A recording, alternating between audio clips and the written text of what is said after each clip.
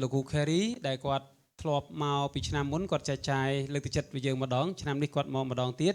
ហើយម្សិលមិញ surprise ខ្ញុំតាមពិតគាត់ជូនដំណឹងតាំងពីមួយខែមុនប៉ុន្តែខ្ញុំ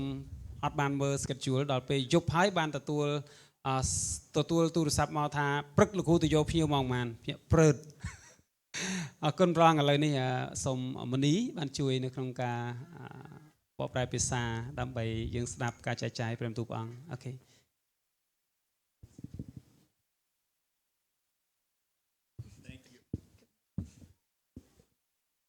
Morning.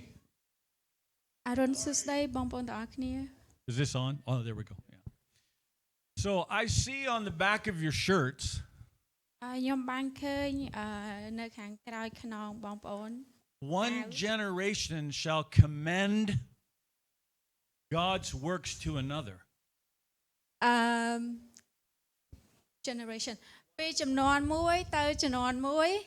គឺយើងត្រូវតែអត់ខ្ញុំ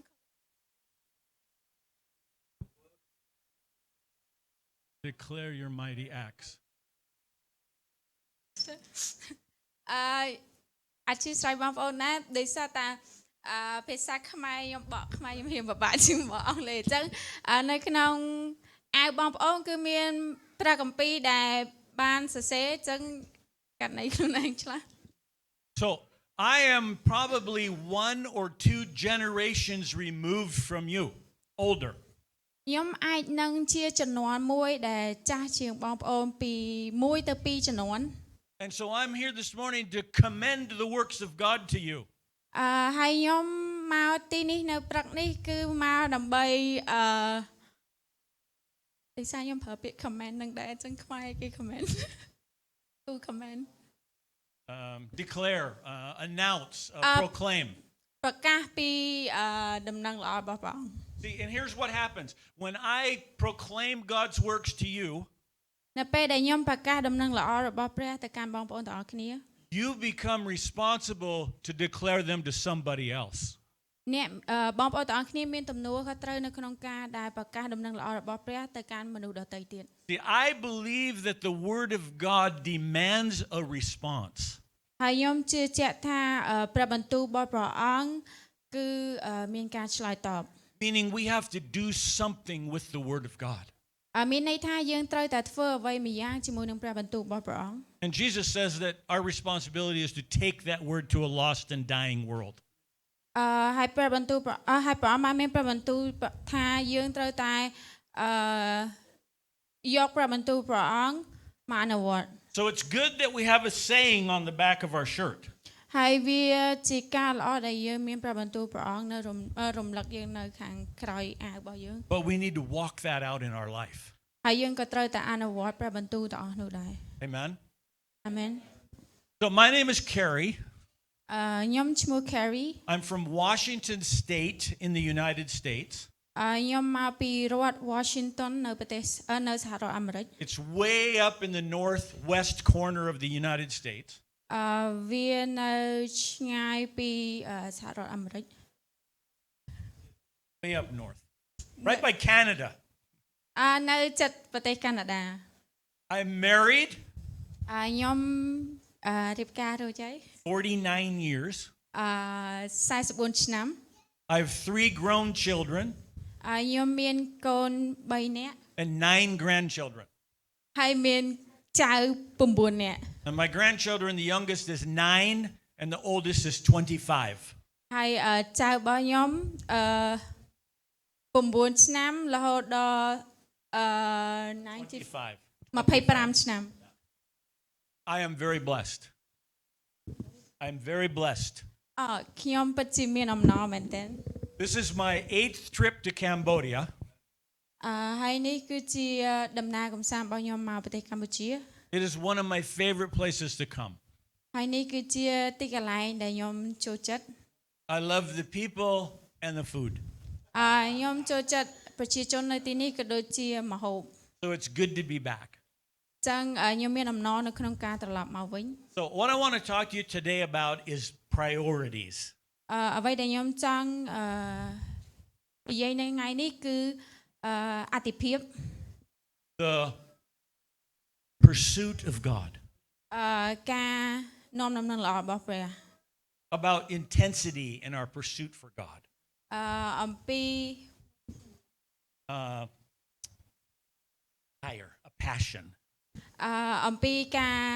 សម្រេចចិត្តនៅក្នុងការដើរនៅក្នុងព្រះបន្ទូលរបស់ព្រះអង្គ So if you turn to the book of 1 Corinthians chapter 9, បើសិនបើយើងមើលនៅក្នុងព្រះគម្ពីរ 1 Corinthians chapter 9, 1 កូរិនថូសចំពោះ1កូរិនថូសចំពោះ9 verse 24 through 27. ខ24ដល់ខ27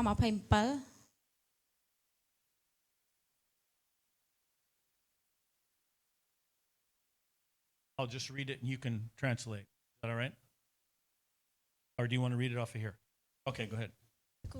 1 Corinthians 9, 24 through 27.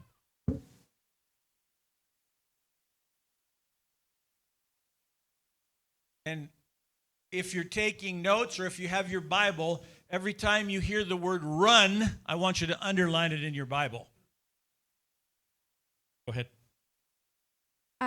1កូរិនថូសចំពោះ9ខ27ដល់ខ29តើអ្នករាល់គ្នាមិនដឹងទេឬអីថាពួកអ្នកដែលរត់នៅទីប្រណាំងគេរត់ទាំងអស់គ្នាប៉ុន្តែមានតែមួយទេដែលបានរង្វាន់ដូច្នេះចូលរត់បែបឲ្យបានរង្វាន់ចុះហើយអស់អ្នកដែលតយុទ្ធគ្នាគេខំអស់សង្កត់ចិត្តគ្រប់ជំហានគ្រប់ចម្ពោះគឺធ្វើដូច្នោះដើម្បីឲ្យបានតែភួងជ័យដែលត្រូវពុករលួយតែអ្នករាល់គ្នាវិញគឺបានមកុដមួយដែលមិនចេះពុករលួយឡើយបានជាខ្ញុំខំរត់យ៉ាងដូច្នោះមិនមែនបែបដូចជាមិនស្គាល់ផ្លូវទេខ្ញុំក៏ខំប្រដាំងយ៉ាងដូច្នោះដែរមិនមែនដូចជាដាល់ខ្យល់នោះទេគឺខ្ញុំវាយតម្រូបកាយខ្ញុំទាំងបង្ខំឲ្យចូលចុះក្រែងក្រោយដែលខ្ញុំបានប្រដៅមនុស្សឯទៀតហើយនោះខ្លួនខ្ញុំត្រូវចោលចេញវិញ This thing about passion for God. នេះគឺនិយាយអំពី passion what is passion Desire. ការសម្រេចចិត្ត What word do you use for? ដូចខ្ញុំប្រើពាក្យ Desire, want, intensity. ចំណង់ No ចំណង់ it's more like ចិត្តដែលចង់បាន What does that mean? Yeah, that's good. What's the word again? So this desire for wanting something from God. ការសម្រេចចិត្តមួយនេះគឺជាចំណងគឺជាចិត្តដែលចង់បានពីព្រះអង្គ See, for years now, I've seen in America ច្រើនឆ្នាំកន្លងមកនេះខ្ញុំឃើញនៅក្នុងសហរដ្ឋអាមេរិក that the church in America has been busy. ដែលក្រុមជំនុំនៅសហរដ្ឋអាមេរិកពួកគេមានការមមាញឹក They're busy with the things of the church, but not the things of God. ពួកគាត់មានការមមាញឹកនឹងកិច្ចការនៅក្នុងក្រុមជំនុំប៉ុន្តែពួកគាត់អត់មមាញឹកនៅក្នុងព្រះអង្គម្ចាស់ Having events and programs and what's the next thing the church needs to do. មានការរវល់ជាមួយនឹងកម្មវិធីផ្សេងក៏ដូចជាព្រឹត្តិការណ៍ផ្សេងនៅក្នុងក្រុមជំនុំដែលត្រូវធ្វើជាបន្តបន្ទាប់ And I don't believe that's the heart of God. ហើយខ្ញុំជឿជាក់ថានឹងគឺជាដួងចិត្តរបស់ព្រះអង្គ See, if you run in a race, បើសិនបើយើងរត់នៅទីប្រណាំង like this scripture says 4 times, Paul says, run, run, run. ដោយនៅក្នុងព្រះគម្ពីរដែលលោកប៉ូលបាននិយាយ4ដងទៅលើពាក្យថារត់ហើយរត់ទៀត And I believe that's what God is calling us to do in our own walk with him, is to start running with him. ហើយគាត់ជឿថាព្រះអង្គបានឲ្យយើងរត់ជាមួយនឹងព្រះអង្គ And I want to show you something in the Bible that I think is super important. ហើយខ្ញុំចង់បង្ហាញបងប្អូននៅក្នុងព្រះគម្ពីរថាមានអ្វីមួយដែលសំខាន់នៅថ្ងៃនេះ And I believe if it's in the Bible, it needs to be in our life. ហើយខ្ញុំជឿជាក់ថាប្រសិនបើកិច្ចការទាំងអស់នេះមាននៅក្នុងព្រះបន្ទូលរបស់ព្រះអង្គអញ្ចឹងវាជា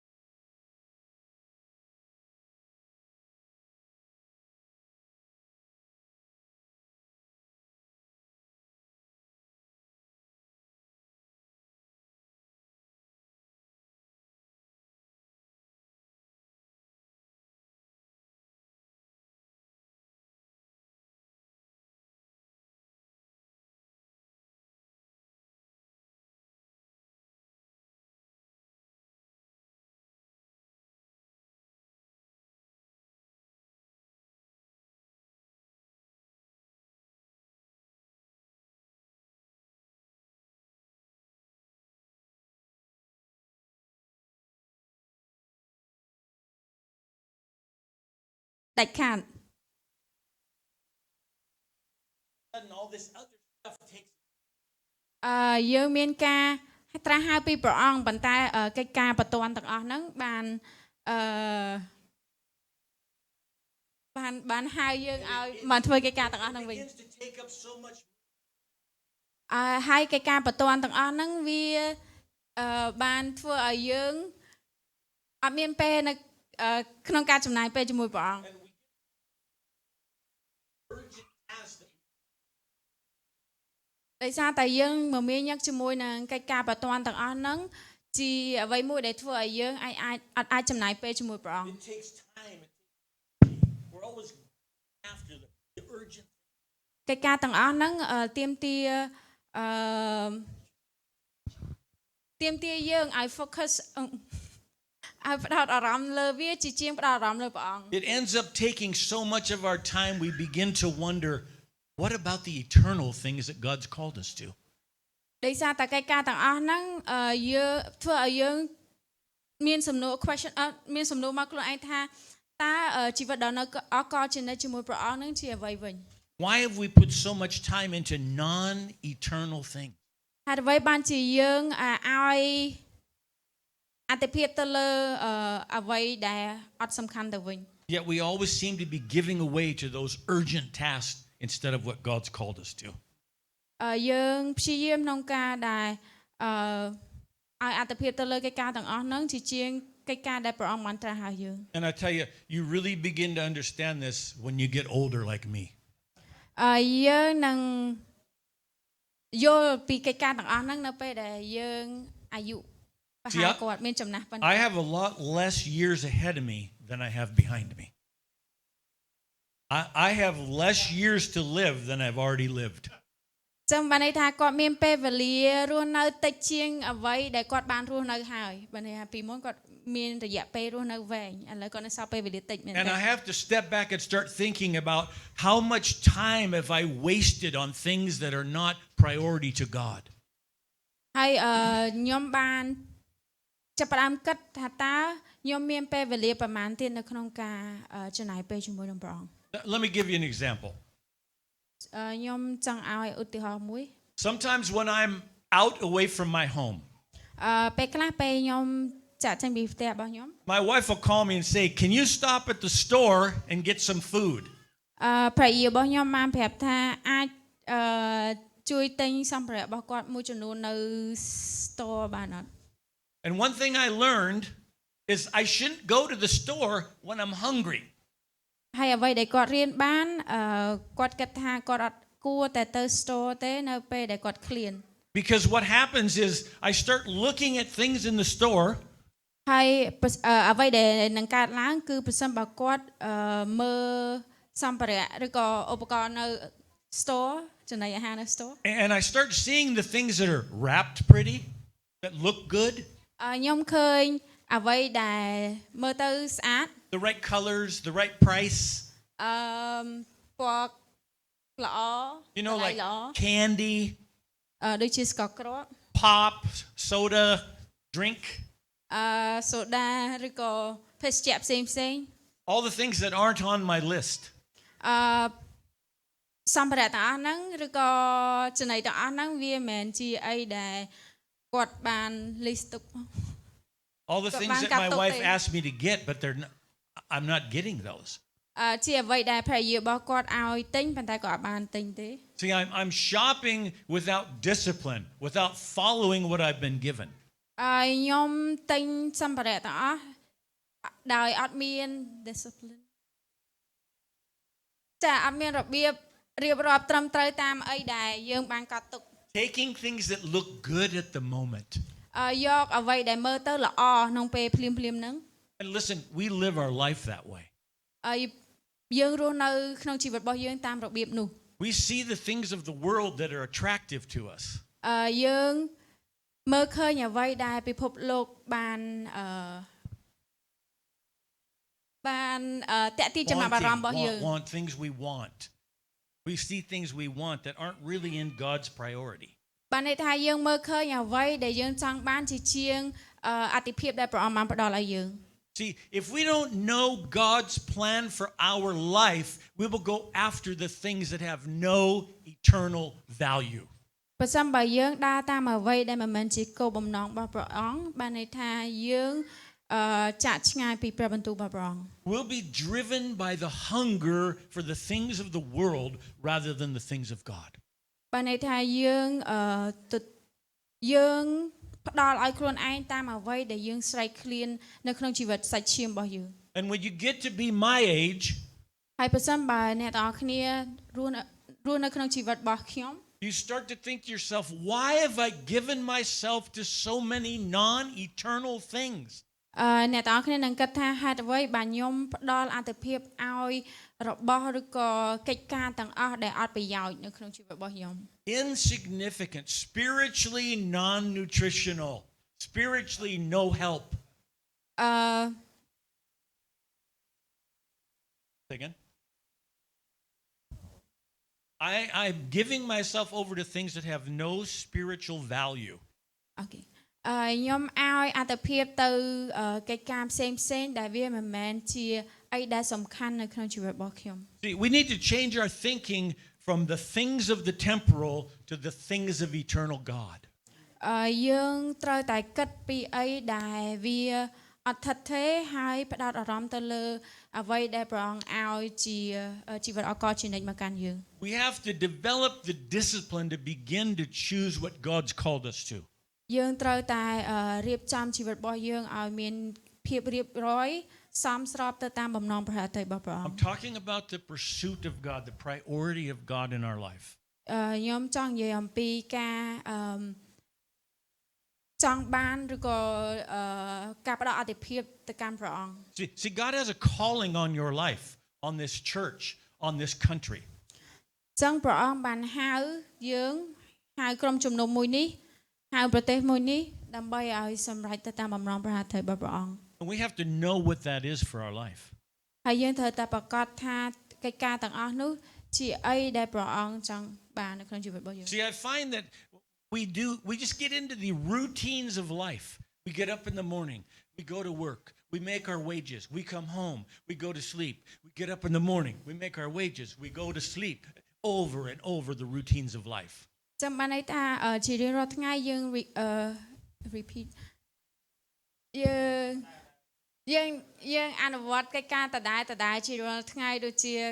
ការភ្ញាក់ពីគេងសមាកាយទៅសាលាទៅធ្វើការត្រឡប់មកវិញញ៉ាំបាយហើយយើងធ្វើកិច្ចការទាំងអស់ហ្នឹងដដែល And when we get so caught up in those, we forget the calling of God on our life. ហើយនៅពេលដែលយើងអនុវត្តកិច្ចការទាំងអស់ហ្នឹងដដែលហើយធ្វើឲ្យយើងភ្លេចអំពីបំណងព្រះហត្ថីរបស់ព្រះអង្គ So I want to show you something that I think the Bible is very specific about, very important in our life. ហើយខ្ញុំចង់បង្ហាញបងប្អូនទាំងអស់គ្នាពីអ្វីដែលព្រះបន្ទូលចង់ specific ចង់ផ្ដោតសំខាន់ទៅលើ The priorities of God. អត្ថិភាពនៃព្រះអង្គម្ចាស់ Now, let me give you a definition of priority. សូមឲ្យខ្ញុំផ្ដល់អត្ថន័យនៃពាក្យថាអត្ថិភាព It's something we give our time to អ្វីមួយយ៉ាងដែលយើងផ្ដល់ពេលវេលារបស់យើង by giving it a degree of urgency or importance. ដោយផ្ដល់នៅភាពសំខាន់ទៅលើកិច្ចការទាំងអស់ហ្នឹង Priority, making something important in our life. អត្ថិភាពមានន័យថាផ្ដល់ភាពសំខាន់ទៅលើអ្វីមួយនៅក្នុងជីវិតរបស់យើង It's something that's first in time. ជាអ្វីមួយដែល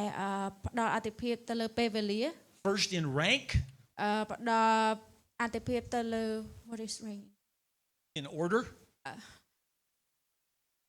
តាមលំដាប់លំដោយ In order and importance. ផ្ដល់អត្ថិភាពតាមលំដាប់លំដោយហើយវាបានន័យថាយើងផ្ដល់អត្ថិភាពឲ្យអ្វីដែលសំខាន់នៅខាងលើជាបន្តបន្ទាប់ Priority equals first. អត្ថិភាពមានន័យថាចាប់ផ្ដើមមុនមកមុន There's numerous firsts in the Bible. នេះជាអ្វីដែលបានសរសេរនៅក្នុងព្រះបន្ទូល How about this one? Seek first the kingdom of God. ស្វែងរកនគរព្រះជាមុន And his righteousness. ហើយនឹង what is នឹងសេចក្តីសុចរិត See, របស់ព្រះអង្គ priority is God first, number one. ចឹងបានន័យថាអន្តរភាពគឺជាការឲ្យប្រជាម្ចាស់ជាមុន How about this? Take the log out of your own eye, then go deal with your brother and his sin first. Take the log out of your eye. Yes. Matthew 7:5. Matthew 7:5. អូខេនៅក្នុងព្រះគម្ពីរម៉ាថាយចំពោះ7ខ5អ្នកមានពុតអើយចូលយកថ្នាំពីភ្នែករបស់ខ្លួនចេញជាមុនសិននោះទើបនឹងបានឃើញច្បាស់អាចនឹងយកកំទេចចេញពីភ្នែករបស់បងប្អូនអ្នកបានដែរ So he says, God first, love the Lord your God with all your heart. ចឹងបានន័យថាប្រជាម្ចាស់មុន Then ហើយ go ahead. ហើយនឹងសេចក្តីស្រឡាញ់របស់ព្រះអង្គជាមុន Then he says, deal with your own sin first. ព្រះអង្គចាស់ថាដោះស្រាយជាមួយនឹងអំពើបាបរបស់អ្នកជាមុន How about Matthew 18, verses 15 through 17? Matthew 18, verses 15 through 17. នៅក្នុងព្រះគម្ពីរម៉ាថាយចំពោះ18ខ15ដល់ខ17បើបងឬប្អូនធ្វើបាបនឹងអ្នកនោះឲ្យទៅបន្ទោសគាត់ក្នុងការដែលមានតែអ្នកហើយនឹងគាត់បើគាត់ស្ដាប់អ្នកនោះអ្នកនឹងបានបងឬប្អូននោះមកវិញតែបើគាត់មិនព្រមស្ដាប់ទេនោះត្រូវយកមនុស្សម្នាក់ឬពីរនាក់ទៅជាមួយដើម្បីនឹងបញ្ជាក់គ្រប់ទាំងពាក្យដោយសារស្មោបន្ទាល់2ឬ3នាក់បើគាត់មិនព្រមស្ដាប់ឬបើគាត់មិនព្រមស្ដាប់អ្នកទាំងនោះទេនោះត្រូវតែប្រាប់ដល់ពួកជំនុំហើយប្រសិនបើមិនព្រមស្ដាប់ពួកជំនុំទៀតនោះត្រូវតែរាប់គាត់ទុកជាអ្នកក្រៅសាសឬជាអ្នកយកពន្ធវិញ See, what he says is, if there's an issue between you and another brother or sister, ប្រសិនបើអ្នកមានទំនាស់ជាមួយនឹងបងប្អូនដទៃទៀត go reconcile that first before anything else. ចឹងត្រូវតែទៅដោះស្រាយជាមួយគាត់ជាមុនសិន Priority is to work it out first.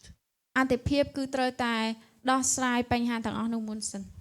See, I think the issue in our life is we have not settled in our life what is priority, what is first. ខ្ញុំមើលឃើញថាបញ្ហានៅក្នុងជីវិតរបស់យើងម្នាក់ៗគឺយើងអត់ដឹងថាតើអ្វីទៅជាអតិភិបរបស់យើង Because so many things of the world get in our way. ពីព្រោះមានបញ្ហាជាច្រើននៅក្នុងពិភពលោកនេះបានរារាំងនៅក្នុងជីវិតរបស់យើង See, I think we take priority in our life as to whatever's the most important at the time. ចាំបានន័យថាអតិភិបរបស់យើងគឺយើងឲ្យទៅលើអ្វីមួយដែលមានភាពសំខាន់នៅក្នុងជីវិតរបស់យើងនៅក្នុងពេលឥឡូវ This week, God's first. នៅក្នុងសប្តាហ៍នេះព្រះអង្គយើងចាប់យើងឲ្យអតិភិបព្រះអង្គមុន Next week, it's my wife is first. ហើយសប្តាហ៍ក្រោយគឺអតិភិបទៅភរិយារបស់គាត់មុន And then my children. ហើយបន្ទាប់មក And then my grandchildren become first. បន្ទាប់មកកូនគាត់បន្ទាប់មកចៅគាត់ See, whatever the priority of life is how we rank that. ចាំបានន័យថាអតិភិបនៅក្នុងជីវិតរបស់យើងគឺជាអ្វីដែលយើងរៀបតាមលំដាប់លំដោយ And as fallen human beings, as sinful people, ដោយដែលយើងជាមនុស្សដែលមានអំពើបាប we have a tendency to seek after the things of the world, money, people, recreation, entertainment. យើងមើលឃើញថាលុយភាពសប្បាយរីករាយការកំសាន្តផ្សេងៗគឺមានអតិភិបនៅក្នុងជីវិតរបស់យើង See, seeking after God brings more value to our life than the things of the world. ប៉ុន្តែការមើលឃើញព្រះអង្គហើយផ្ដល់អតិភិបព្រះអង្គជាមុនជាការដែលមានតម្លៃនៅក្នុងជីវិតរបស់យើង Deuteronomy 4:29. Deuteronomy 4:29.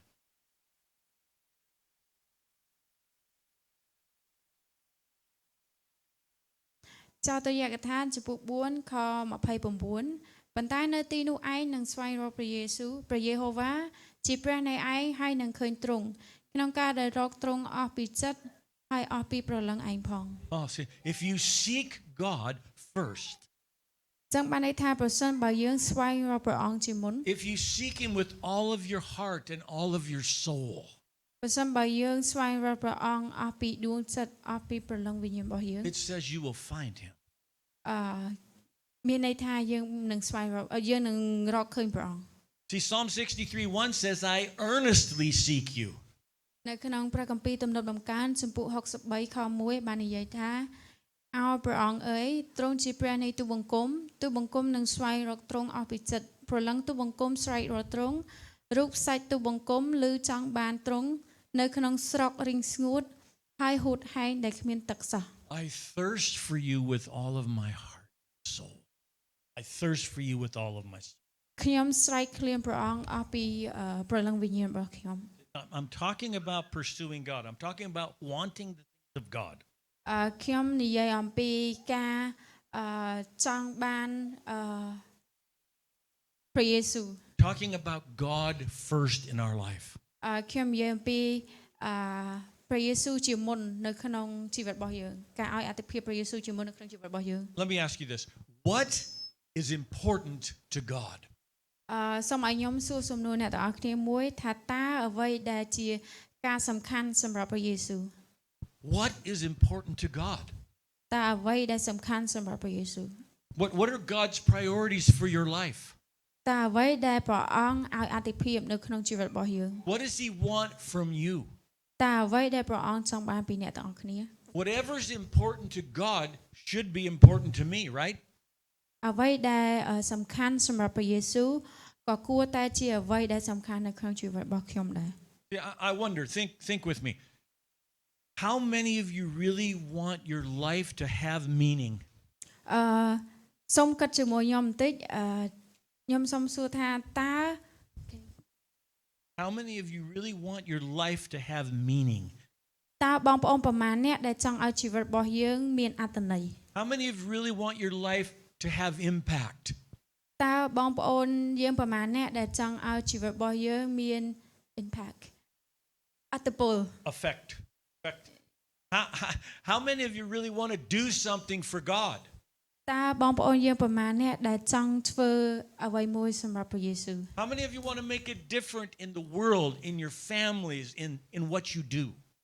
តើបងប្អូនប្រមាណអ្នកដែលមានការចង់មានការផ្លាស់ប្ដូរនៅក្នុងក្រុមគ្រួសារនៅក្នុងប្រទេសជាតិរបស់យើង What does God want from you? តើព្រះអង្គចង់បានអ្វីឲ្យពិតប្រាកដពីយើង Our life has to have priority. ជីវិតរបស់យើងត្រូវតែមានអាទិភាព See, I told you before, I've been married 49 years. ខ្ញុំប្រាប់បងប្អូនទាំងអស់គ្នាមុនពេលដែលខ្ញុំរៀបការរយៈពេល But it's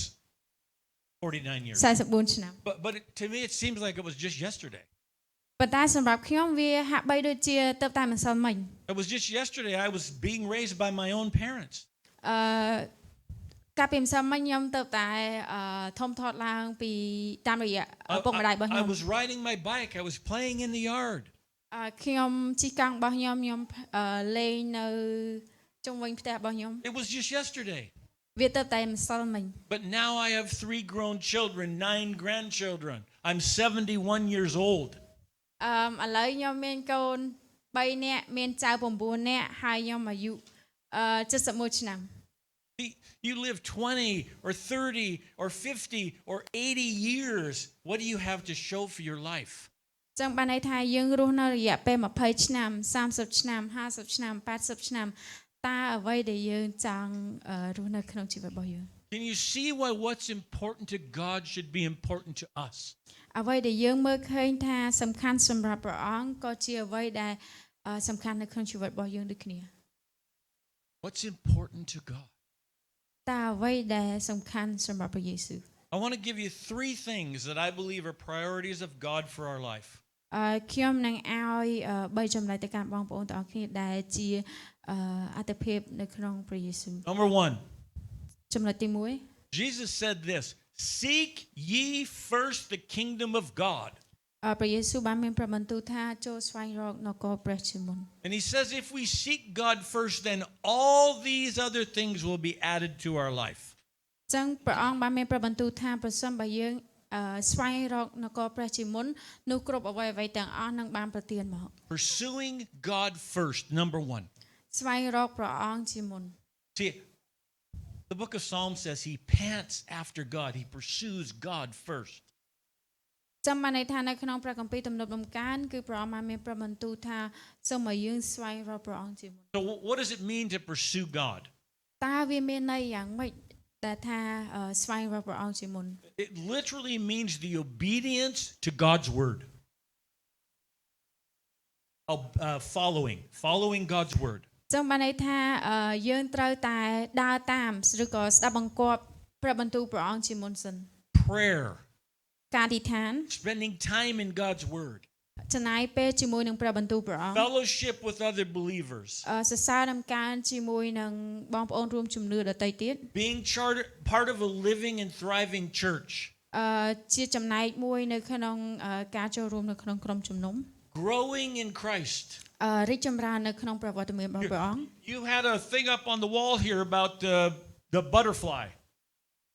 Earlier in the service, there was a picture of the transformation of the butterfly. យើង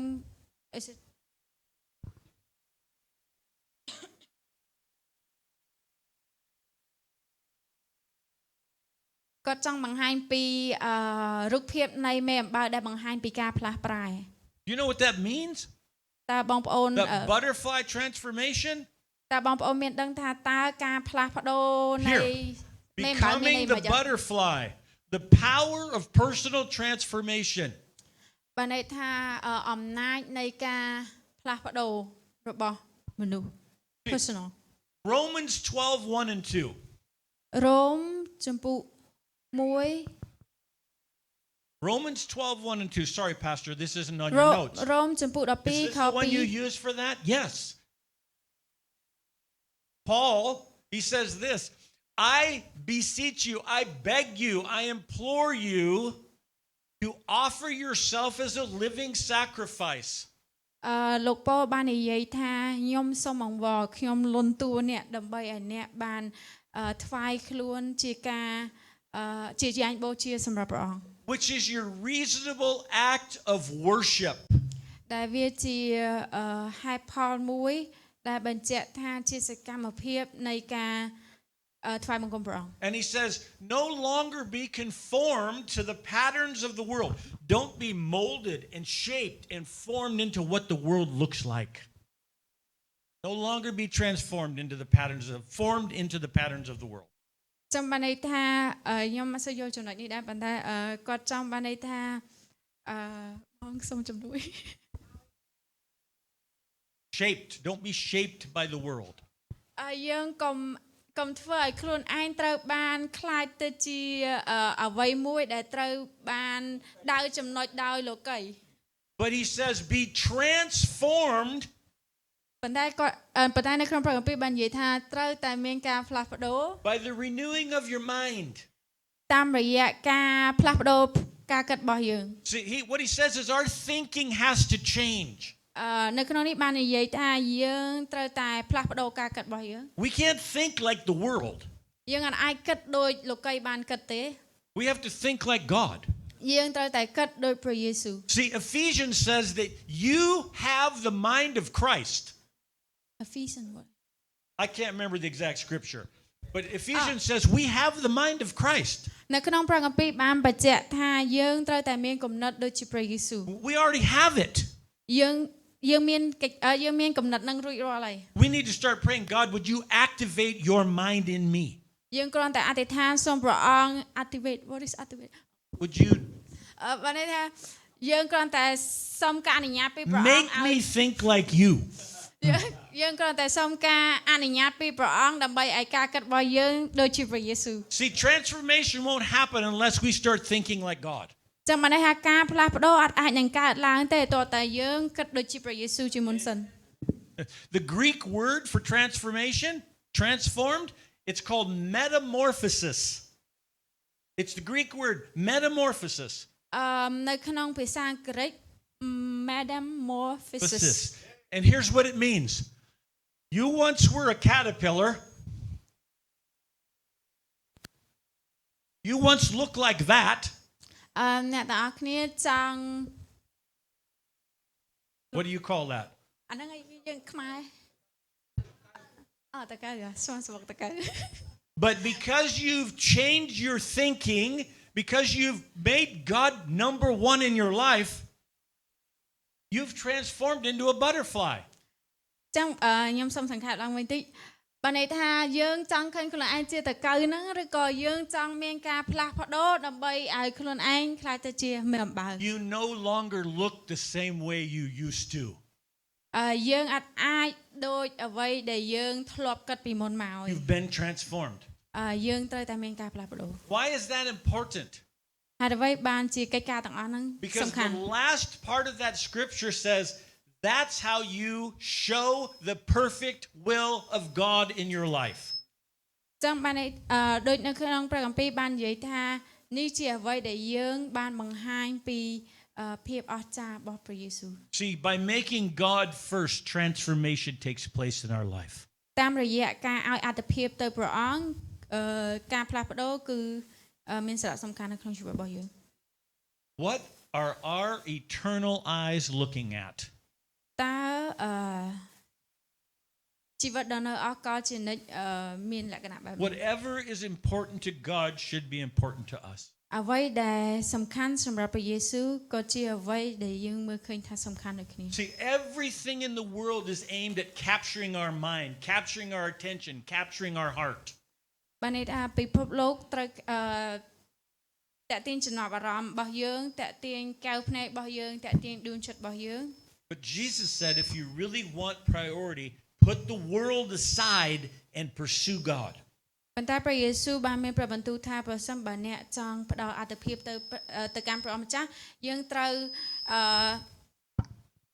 វទុកលោកីនៅមួយឡែកសិន Here's the problem. ហើយនេះ You turn on the TV, you turn on the internet, you go to social media. ប៉ុន្តែបញ្ហានៅត្រង់ថាយើងបើកទូរទស្សន៍យើងបើកទូរស័ព្ទរបស់យើង social បណ្ដាញសង្គមរបស់យើង And it all captures your mind, your attention, your heart, and your focus becomes off of God. ហើយកិច្ចការទាំងអស់ហ្នឹងវាធ្វើឲ្យយើងផ្ដោតអារម្មណ៍យើងទៅលើអ្វីដែលសង្គមបានបង្ហាញយើង See, what happens is we start going around and seeing all these things of the world that we want.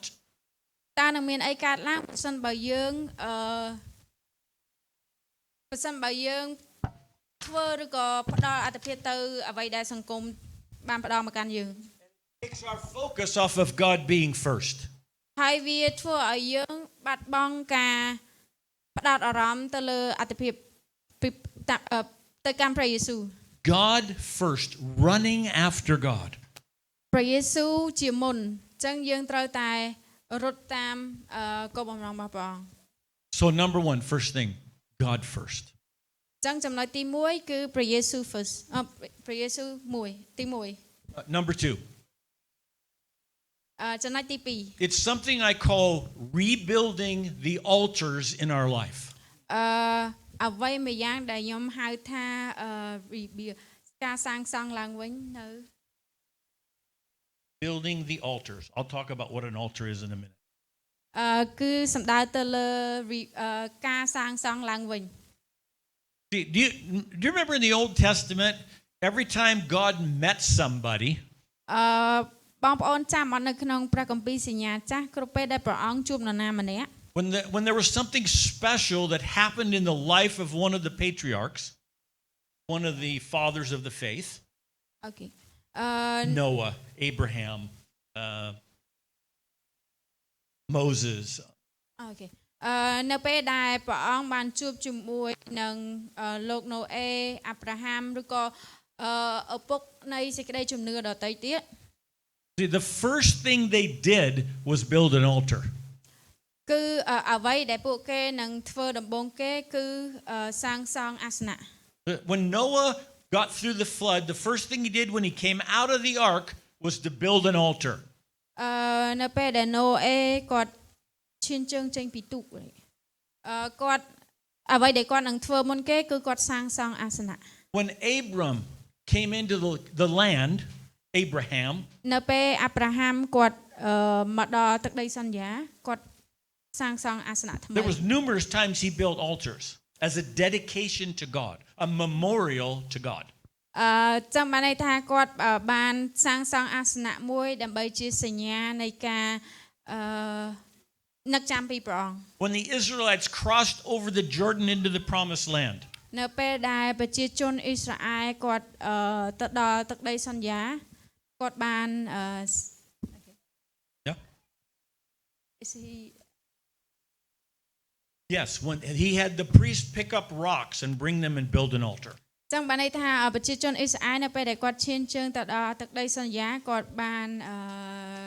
ប្រមូលថ្មដើម្បីធ្វើជាអាសនៈ See, every time God met somebody or did something in their life, they built an altar, a memorial to what God did. ចឹងបានន័យថាគ្រប់ពេលដែលព្រះអង្គជួបនរណាម្នាក់ឬក៏គ្រប់ពេលដែលមនុស្សគេចង់នឹកចាំពីព្រះអង្គគឺគេតែងតែសាងសង់អាសនៈ See, I think we need to be doing the same thing in our own life. ចឹងខ្ញុំគិតថាយើងក៏គួរតែគប្បីធ្វើកិច្ចការទាំងអស់នោះនៅក្នុងជីវិតរបស់យើងដូចគ្នា And I'm not talking about physically building an altar with rocks. ខ្ញុំអត់សំដៅទៅលើការធ្វើប្រមូលដុំថ្មដើម្បីធ្វើអាសនៈទេ Although I have done that in my life.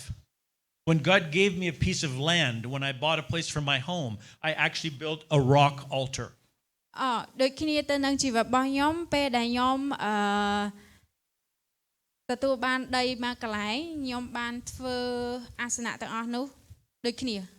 Dedicating the land to God, thanking Him and saying, I will steward your land. I will take care of. ចឹងបានន័យថាគាត់សាងសង់អាសនៈនោះដើម្បីបញ្ជាក់ថាគាត់នឹងថែរក្សាដីមួយនេះដែលព្រះអង្គបានប្រទានសម្រាប់គាត់ So in our own life, when God has done something for us, when God meets us, when God fulfills a promise in our life, we should be making an altar, even if it's in our heart, a memorial, a thankfulness, a dedication to God. ចឹងនៅក្នុងជីវិតរបស់យើងដូចគ្នានៅពេលដែលព្រះអង្គប្រទានពរសម្រាប់យើងឬក៏នៅពេលដែលព្រះអង្គបំពេញនៅអ្វីដែលជាបំណងប្រាថ្នារបស់យើងក៏គួរតែស័ក្តិសមនឹងសាងសង់អាសនៈនៅក្នុងដួងចិត្តរបស់យើងបញ្ជាក់ពីការនឹកចាំអំពីបំណងប្រាថ្នារបស់ព្រះអង្គក៏ដូចជានឹកចាំពីការដែលព្រះអង្គបានប្រទានពរនៅក្នុងជីវិតរបស់យើង See, listen, in 2022, នៅក្នុងឆ្នាំ2022 I had 3 major surgeries in my life. ខ្ញុំមានការវះកាត់3លើក is it 3 times 3 times, 3 Yeah. different times in 1 year. ខ្ញុំមានការវះកាត់3ដងក្នុងពេលតែមួយ Andនៅក្នុងមួយឆ្នាំ the last surgery I had, I ended up being in a wheelchair for 6 months. ហើយការវះកាត់លើកចុងក្រោយរបស់ខ្ញុំត្រូវអង្គុយលើកៅអីរុញរយៈពេល6ខែ They didn't know if I was going to walk again. I couldn't put any weight on this leg, no weight on this leg for 6 months. ហើយគាត់អត់មានទម្ងន់នៅក្នុងជើងរបស់គាត់ឬក៏បានន័យថាអត់មានកម្លាំងនៅក្នុងការដើររយៈពេល6ឆ្នាំ They were 6ខែ concerned about nerve damage and if I'd ever really be able to get full mobility.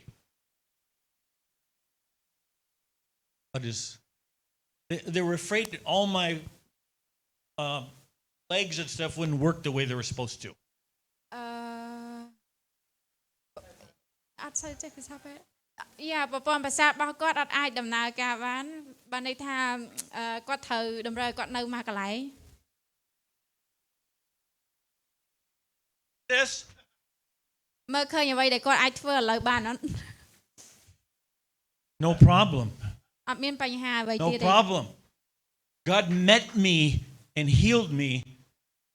Yes, the doctors were good, but God met me and healed me. I built an altar to God in my heart for what He did in my life. ចឹងព្រះអង្គបានព្យាបាលគាត់ឲ្យបានជាសះស្បើយគាត់ជឿជាក់ថាការព្យាបាលនេះតាមរយៈគ្រូពេទ្យប៉ុន្តែនេះជាអ្វីដែលព្រះបានធ្វើនៅក្នុងជីវិតរបស់គាត់ចឹងគាត់បានសង់អត្តសនៈនៅក្នុងដួងចិត្តរបស់គាត់ពីបំណងប្រាថ្នាដែលព្រះអង្គបានធ្វើនៅក្នុងជីវិតរបស់គាត់ See, I believe by keeping God first in my life, making God a priority. ចឹងគាត់ជឿជាក់ថាការឲ្យអាទិភាពព្រះអង្គជាមុនជាការសំខាន់ He will take care of me. ព្រះអង្គនឹងថែរក្សាគាត់ So before I left to come to this trip, មុនពេលដែលខ្ញុំចាក់ចេញពីប្រទេសរបស់ខ្ញុំមកតាមរយៈការធ្វើដំណើរមួយនេះ I got diagnosed with kidney cancer. you have that គាត់មានការរោគអូខេគាត់មានរោគវិនិច្ឆ័យមហារីកតម្រងនោម On December 18th, I have to go in and have surgery. ហើយក្រោយពេលត្រឡប់ពី trip នេះវិញគាត់នឹងត្រូវទៅពិនិត្យបញ្ហាហ្នឹងម្ដង They're going to go in and cut the tumor off my kidney and take a little piece of my kidney with it. ហើយគាត់គេនឹងច្រប់យកសាច់ហ្នឹងដើម្បីទៅពិនិត្យ Now, I could say, "Oh no. Oh." គាត់អាចនឹងមានភាពភ័យខ្លាច I know who my God is. ប៉ុន្តែគាត់ជឿជាក់ថាព្រះដែលគាត់ជឿជានរណា He brought me through storms in my life.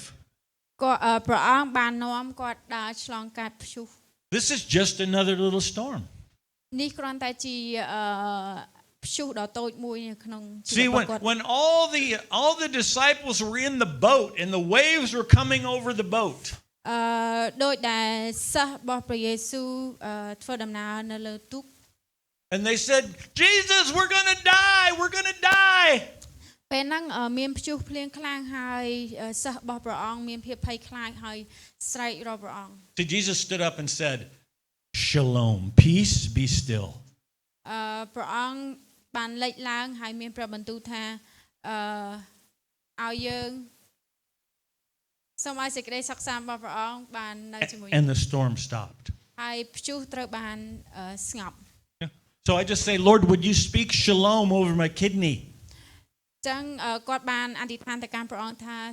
តើព្រះអង្គអាចសូមឲ្យសេចក្តីសុខសាន្តរបស់ព្រះអង្គ Would you speak peace over my kidney? តើព្រះអង្គបានអាចមានព្រះបន្ទូលមកកាន់kidney And the storm will stop. ហើយព្យុះនឹងត្រូវស្ងប់ But it's by making God a priority in our life. God first. Seek ye first the kingdom of God. ចឹងត្រូវស្វែងរក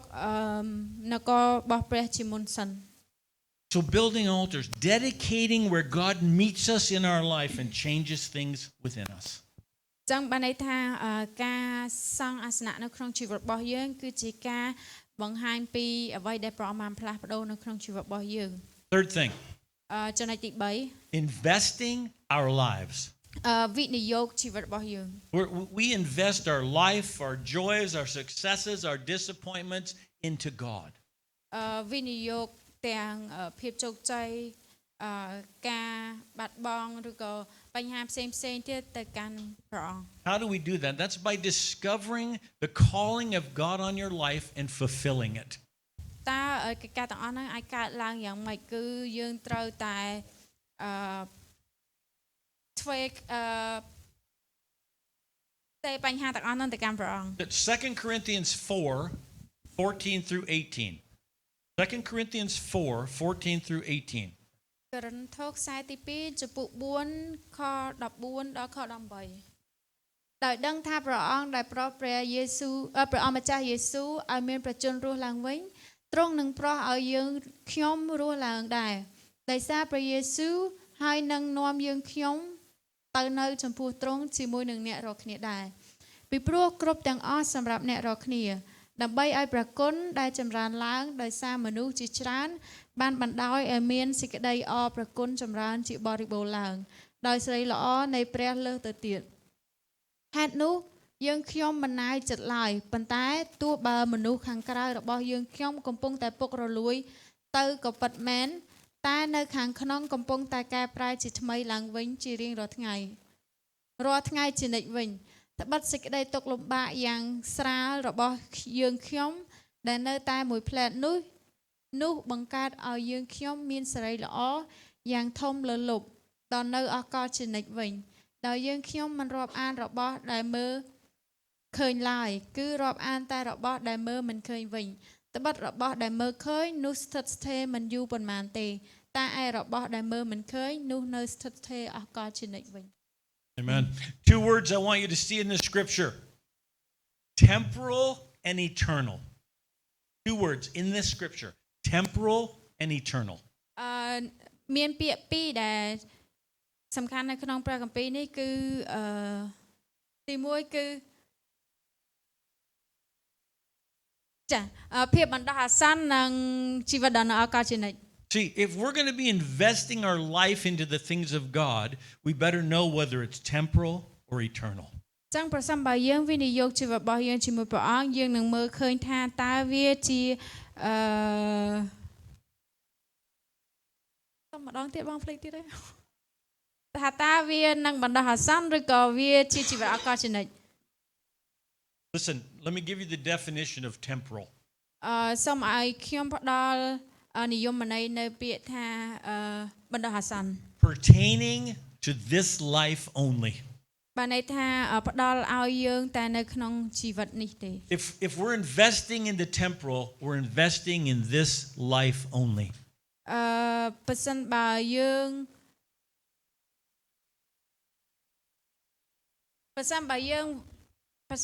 ដាក់ទុននៅក្នុងជីវិតបណ្ដោះអាសន្ននេះបានន័យថាយើងទទួលបានតែក្នុងពេលវេលាមួយនេះទេ It means measured or limited by time. ចឹងបានន័យថាវាត្រូវបានវាស់វែងដោយពេលវេលា Judged by this life. ត្រូវបានវិនិច្ឆ័យដោយជីវិតមួយនេះ Here's some words that describe it. Vanishing. Disappeared. Passing away. លិចបាត់ Passing away. បាត់បង់ Fading. Disappearing. Evaporating. Momentary. បានន័យថាកិច្ចការទាំងអស់ហ្នឹង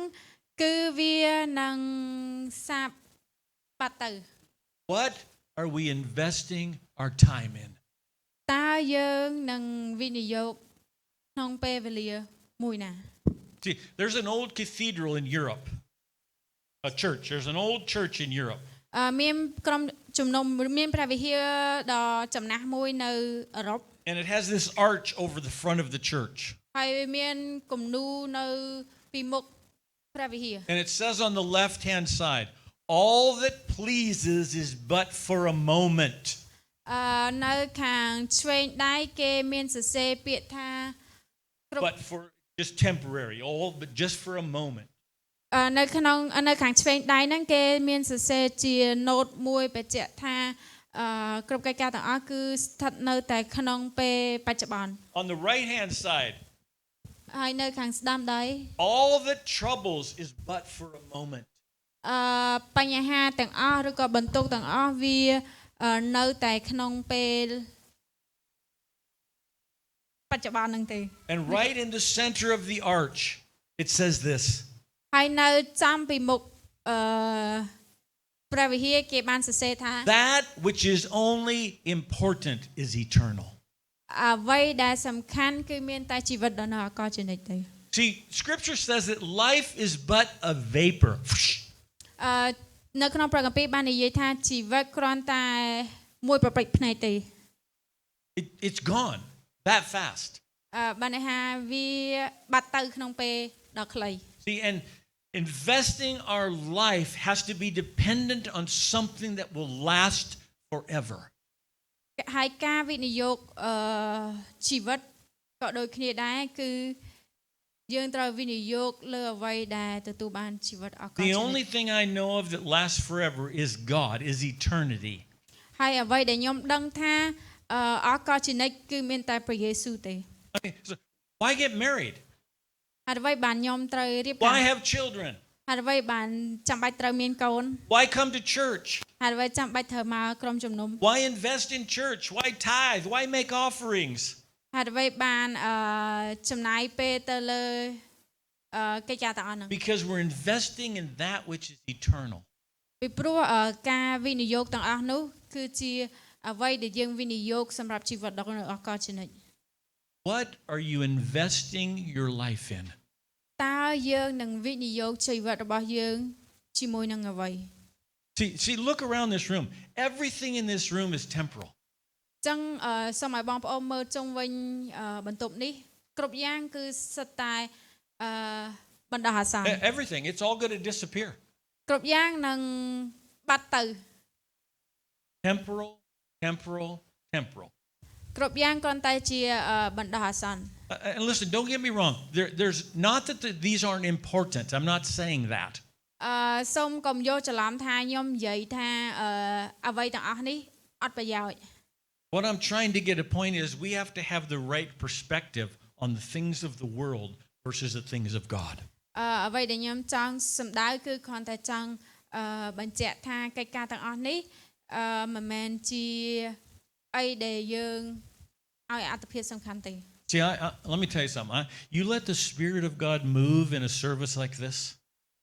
យើងឲ្យព្រះវិញ្ញាណបរិសុទ្ធរបស់ព្រះអង្គធ្វើការនៅក្នុងយើង A time of prayer, the moving of the Holy Spirit. ពេលវេលានៃការអធិដ្ឋានក៏ដូចជា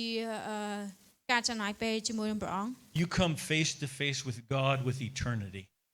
យើងជួបជាមួយព្រះអង្គតាមរយៈសេចក្តីជំនួសរបស់យើង You get a taste of that and all this means nothing. ហើយយើងនឹងដឹងថាកិច្ចការអ្វីទាំងអស់នេះអត់មានន័យអ្វីទាំងអស់ See, that's what when Scripture says, "Taste and see that God is good."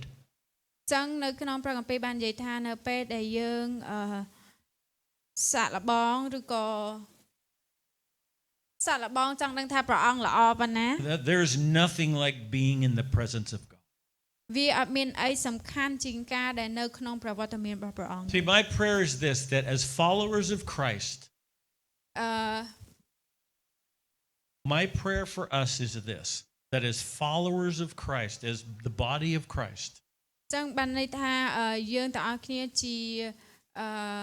រាងកាយនៃក្រុមជំនុំ that we would raise up the next generation of young people. ហើយយើងនឹងរីកលូតលាស់រីកចម្រើនជាមួយនឹងចំនួនថ្មីនៃក្រុមជំនុំមួយនេះ That would taste and see that God is good. ដែលយើងនឹងអាចភ្លក់មើលថាព្រះវត្តមានរបស់ព្រះអង្គល្អ That we make decisions based on the eternal priorities of God. ដែលយើងនឹងសម្រេចចិត្តតាមរយៈជីវិតដ៏នៅអកលជានិច្ចពីព្រះយេស៊ូវ See, listen, your decision shouldn't be based on the things of this world or how you're treated. Your decisions that you make should not be based on the things of this world or how other people treat you. ចឹងបានន័យថាគ្រប់ទាំងការសម្រេចចិត្តរបស់យើងគឺផ្ដោតទៅលើព្រះយេស៊ូវមិនមែនផ្ដោតទៅលើការសម្រេចចិត្តបែបលោកី Or what we can get out of this world. ដូចជាអ្វីដែលយើងអាចជាអ្វីដែលយើងអាចចាក់ចេញពីលោកីនេះបានន័យថាយើង skip លោកី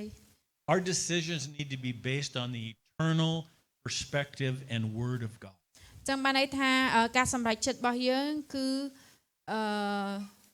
ផ្ដោតអាទិភាពទៅលើព្រះយេស៊ូវជីវិតដ៏នៅអកលជានិច្ចរបស់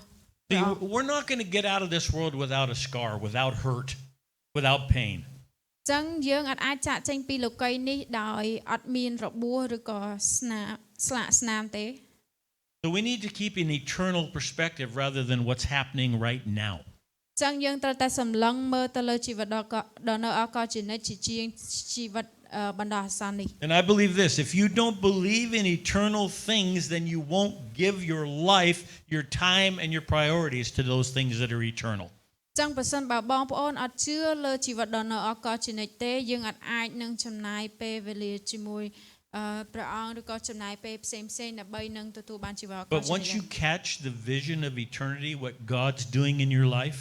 ប៉ុន្តែប្រសិនបើយើងតាមចាប់នៅអ្វីដែលព្រះអង្គបានមាននៅក្នុងជីវិតរបស់យើង God is the priority in your life, ព្រះយេស៊ូវគឺជាអាទិភាពនៅក្នុងជីវិតរបស់យើង things begin to change in your heart. ចឹងកិច្ចការទាំងអស់នឹងមានការផ្លាស់ប្ដូរនៅក្នុងជីវិតរបស់យើងដូចគ្នា God will start moving in your life. ព្រះអង្គនឹងចាប់ផ្ដើមធ្វើការនៅក្នុងជីវិតរបស់យើង See, I don't want to come to the end of my life, ខ្ញុំអត់ចង់ឲ្យជីវិតរបស់ខ្ញុំបញ្ចប់ and as God sits in the judgment seat, ព្រះអង្គអង្គុយហើយវិនិច្ឆ័យ and I give an account for every word and deed that I did,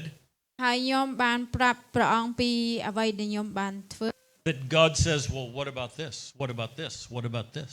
ហើយព្រះអង្គសួរថាចុះកិច្ចការនេះចុះកិច្ចការនេះ See, here's the question. ហើយ Is everybody in here saved? Have everybody given their life to Christ? តើបងប្អូនទាំងអស់គ្នានៅទីនេះមានអ្នកណាបានទទួលជឿព្រះយេស៊ូវហើយ Yes? Okay. So what? ហើយតើវាយ៉ាងម៉េច What are you going to do with it? តើអ្នកត្រូវធ្វើយ៉ាងម៉េចជាមួយ See, កិច្ចការទាំងអស់ហ្នឹង we need to live out our faith. យើងត្រូវតែរស់នៅជាមួយរួមជាមួយនឹងសេចក្តីជំនឿរបស់យើង We just can't say, okay, I'm saved and not do anything with our faith. យើងអាចនិយាយថាខ្ញុំបានសង្គ្រោះហើយអត់ធ្វើអ្វីទាំងអត់ធ្វើអ្វីសោះជាមួយនឹងសេចក្តីជំនឿរបស់យើងទេ Let me end with this scripture. សូមឲ្យខ្ញុំបញ្ចប់ 1 Corinthians 3, 12 through 14. កូរិនថូសចំពុក3កូរិនថូសខ្សែទី1ចំពុក3ខ12ដល់ខ14បើអ្នកណាយកមាសប្រាក់ត្បូងឈើស្បូវឬស្លឹកដើម្បីនឹងធ្វើពីលើជើងជញ្ជាំងនេះនោះការដែលអ្នករកគ្នាធ្វើនឹងលែងមកឲ្យឃើញនឹងលេចមកឲ្យឃើញត្បិតថ្ងៃនោះនឹងបង្ហាញពីការនោះយ៉ាងច្បាស់លាស់ព្រោះការនោះនឹងសម្ដែងចេញមកដោយសារភ្លើងហើយភ្លើងនឹងសារមើលការដែលនីមួយធ្វើដោយដឹងជាយ៉ាងណាបើការដែលអ្នកណាសង់ឡើងបានជាប់នោះអ្នកនោះនឹងបានរង្វាន់ Yeah, what's it? Wood, hay, and straw, temporal, destroyed, gone. ចឹងបានន័យថាអ្វីទាំងអស់ដែលមាននៅក្នុងព្រះបន្ទូលដូចជាមាសប្រាក់ស្បូវត្បូងស្លឹកឬក៏អ្វីផ្សេងៗហ្នឹងកិច្ចការទាំងអស់ហ្នឹងនឹងលេចបាត់ទៅ Gold, Somebody. silver, precious stones, សម្ភារៈទាំងអស់ហ្នឹង eternal, reward. នឹងគ្រាន់តែជាបណ្ដោះអាសន្ន See, listen, our time is precious. ពេលវេលារបស់យើងគឺមានតម្លៃមែនតើ Our life is short, it's a vapor. ជីវិតរបស់យើងគឺខ្លីណាស់ Eternity is forever. ជីវិតដ៏នៅអស់កលជានិច្ចគឺមានជារៀងរហូត Every minute of our life counts. គ្រប់នាទីនៃជីវិតរបស់យើងត្រូវបានរាប់ And we need to be a faithful steward of the breath that God's put in us. ហើយយើងត្រូវតែ what is faithful បានន័យថាយើងត្រូវតែស្មោះត្រង់ជាមួយនឹងព្រះយេស៊ូវ The scripture says that we are to redeem the time, to appropriate, to renew, to use wisely. Scripture says we are to use wisely the time He's given us. ចឹងបានន័យថានៅក្នុងព្រះគម្ពីរបានប្រាប់ថាយើងត្រូវតែប្រើពេលវេលាឲ្យមានតម្លៃដោយភាពវៃឆ្លាតនិងប្រើដោយប្រុងប្រយ័ត្នបំផុត And He says this, He says that His grace is not in vain towards us. It's not useless. ចឹងបានន័យថាព្រះគុណរបស់ព្រះអង្គគឺមានតម្លៃនៅក្នុងជីវិតរបស់យើង We need to start thinking about our priority of God in our life. ចឹងយើងគួរតែចាប់ផ្ដើមនៅក្នុងការដែលផ្ដល់អត្ថភាពទៅលើព្រះអង្គនៅក្នុងជីវិតរបស់យើង When we get to the end of our life, ហើយនៅពេលចង់បញ្ចប់នៅជីវិតរបស់យើង let it be said of us as it was said of King David. Yes. Let the words be spoken about us that were spoken about King David. សូមឲ្យព្រះបន្ទូលដែលនិយាយមកកាន់យើងដូចទៅនឹងព្រះបន្ទូលដែលនិយាយទៅកាន់ស្ដេចដាវីតដែរ He was a man after God's own heart. គាត់គឺជាមនុស្សសំណប់របស់ព្រះយេស៊ូវ And he served the purposes of God for his generation. ហើយគាត់ធ្វើតាមបំណងព្រះហឫទ័យរបស់ព្រះអង្គនៅក្នុងចំនួនរបស់គាត់ Amen. Let me pray. Father, I thank you ព្រះយេស៊ូវគុណអរព្រគុណព្រះអង្គ that your hand is upon us. ដែលព្រះហស្ថរបស់ព្រះអង្គកាន់យើងជាប់ Lord, I thank you that there is a generation that you're raising up. ព្រះយេស៊ូវយើងអរព្រគុណព្រះអង្គសម្រាប់ចំនួនដែលព្រះអង្គបានបណ្ដុះឡើងនេះ For the purposes, the priority, and the plan of God. សម្រាប់គោលបំណងក៏ដូចជាអត្ថិភាពរបស់ព្រះអង្គ And Lord, part of that generation is right here. ព្រះយេស៊ូវចំនួននេះគឺនៅពីមុខព្រះអង្គហើយ So Lord, I'm asking for a fresh infilling of your Holy